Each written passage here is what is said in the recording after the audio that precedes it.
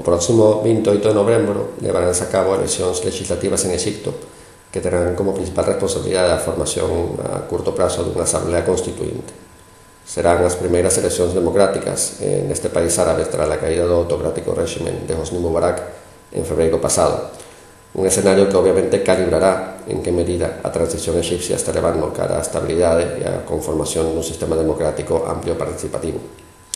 Non obstante, existe unha forte polarización política interna en Egipto,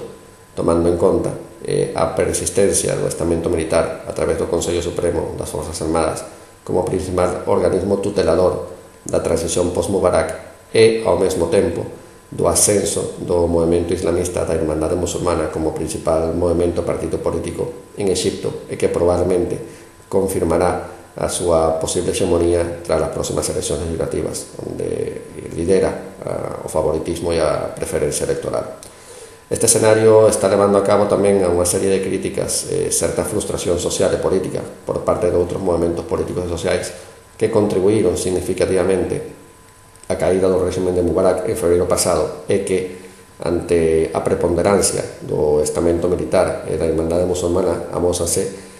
completamente distanciados e incluso afastados do centro da atención política. Este proceso electoral legislativo en Egipto, que calibrará de alguna forma a calidade democrática do país e a súa estabilidade a curto e mediano prazo, tamén estará moi determinado por los recentes rebrotes de choques religiosos entre comunidades musulmanas sunitas e a minoría cristiana copta. Unha situación que ven sendo recurrente nos últimos anos en Egipto, que tamén vense de alguna forma materializada por unha crise económica que está afectando seriamente ao país e que de alguna forma tamén determinará a posibilidade de estabilidade deste país clave dentro do contexto estratégico e xeopolítico en Oriente Próximo. En todo caso, as eleccións egipcias son sumamente claves para o devenir do actual escenario de cambios dentro do mundo árabe, que tamén tivo nas recentes eleccións legislativas en Tunisia unha apertura democrática sumamente relevante, con un proceso de participación electoral moi elevado e que tamén conformou a preponderancia do islamismo político como un actor político clave dentro do proceso de cambios. Este escenario pode reproducirse de unha forma en Egipto coa preponderancia da Irmandade Musulmana como presunto vencedor electoral no próximo 28 de novembro,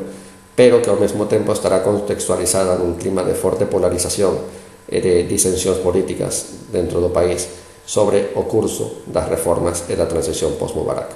Por tanto, a atención regional e internacional cara aos próximos comicios electorais en Egipto